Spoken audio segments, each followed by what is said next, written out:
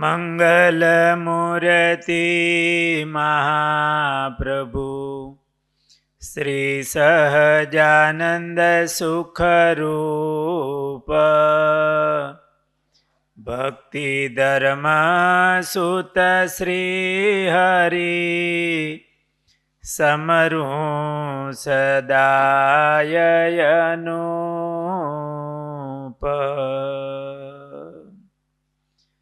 બોલો સ્વામિનારાયણ ભગવાનની જય. આ જેરામ બ્રહ્મચારી મહારાજ એ મહારાજમાં અતિશય પ્રીતિવાળા હતા. સંવત 1886 જેઠ સુધી દસમને દિવસે મહારાજ ધામમાં પધાર્યા. એ વખતે મહારાજની આજ્ઞાથી આ જેરામ બ્રહ્મચારી વડતાલ હતા. મહારાજ ધામમાં પધાર્યા એ સમાચાર મળ્યા. જેરામ બ્રહ્મચારી મહારાજ અતિ ઉદાસ થઈ ગયા. તે ખાય નહીં, પીવે નહીં ને રોયા કરે. અંજળ ગળા નીચે ઉતરે નહીં.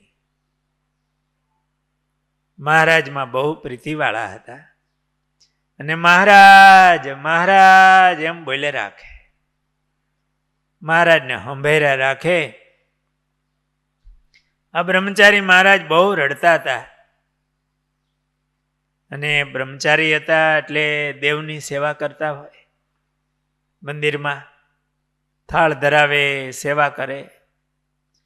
મહારાજ ધામમાં ગયા અને વિરહમાં બહુ રડતા હતા. એટલે લક્ષ્મીજી પ્રગટ થયા. મહારાજે લક્ષ્મીનારાયણ દેવ પધરાવ્યા છે. લક્ષ્મીજી પ્રગટ થઈ અને જેરામ બ્રહ્મચારી પાસે આવ્યા. આ લક્ષ્મીજી ભક્તિ માતા એ માં કહેવાય.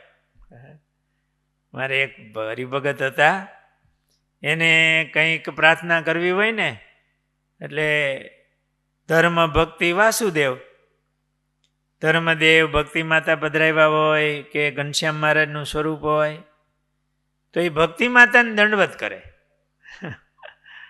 અને પ્રાર્થના કરે કે માં હોય ને બહુ દયાળુ હોય, છોકરાનું વહેલું સાંભળે, બાપા થોડીક વાર લાગે.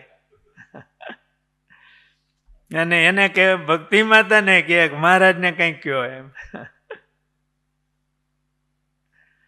એમાં લક્ષ્મીજી પ્રગટ થયા અને જેરામ બ્રહ્મચારીનો હાથ જાલી, ચાલો મારી બેડા, હાથ જાલી અને મંદિરમાં ત્રીજા ડેરામાં, એટલે આ બાજુથી ગણી તો ત્રીજું ડેરું કહેવાય, જ્યાં હરિકૃષ્ણ મહારાજ રાધા કૃષ્ણ દેવ પધરાવ્યા છે. ત્યાં આવી હરિકૃષ્ણ મહારાજ ને લક્ષ્મીજીએ દેખાડી અને કહ્યું, બ્રહ્મચારી, આ હરિકૃષ્ણ મહારાજ સદા પ્રત્યક્ષ રહ્યા છે, તમે શા માટે રડો છો?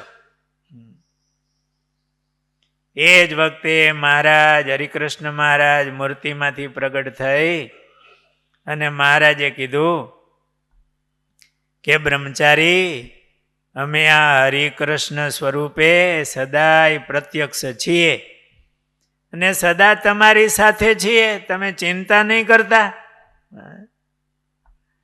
અમે તમારી સેવા સ્વીકારીએ છીએ.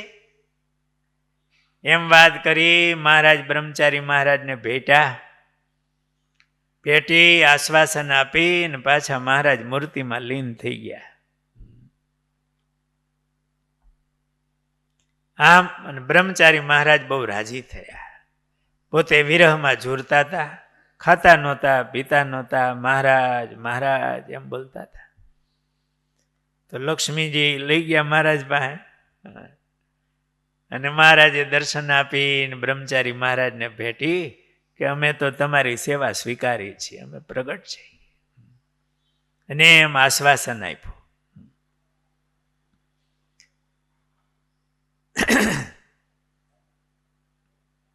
આ બ્રહ્મચારી મહારાજ જેમ જેરામ બ્રહ્મચારીને મહારાજે આશ્વાસન આપ્યું ને એમ મહારાજ ધામમાં પધાર્યા ત્યારે ઘણા સંતો ભક્તોને મહારાજે દર્શન દઈને આશ્વાસન આપેલું. રામ પ્રતાપભાઈ એ વડતાલ આવ્યા અને બહુ રડવા માંડ્યા કે હું આવું. ત્યારે મહારાજ ઊભા થઈ, આવો ભાઈ એમ કહીને મને બોલાવતા, મને ભેટતા. હવે મહારાજ તો જતા રહ્યા. મંદિરમાં હરિકૃષ્ણ મહારાજ પાસે આવ્યા તો મહારાજ મૂર્તિમાંથી પ્રગટ થઈને કીધું, ભાઈ આવો. હાર પહેરાવીને મહારાજ ભેટા ને મહારાજે રામ પ્રતાપભાઈને આવી રીતે દર્શન દેતા. એવી રીતે મૂળજી બ્રહ્મચારી મહારાજ, ગુણાતીતાનંદ સ્વામી, એમના પ્રસંગો છે.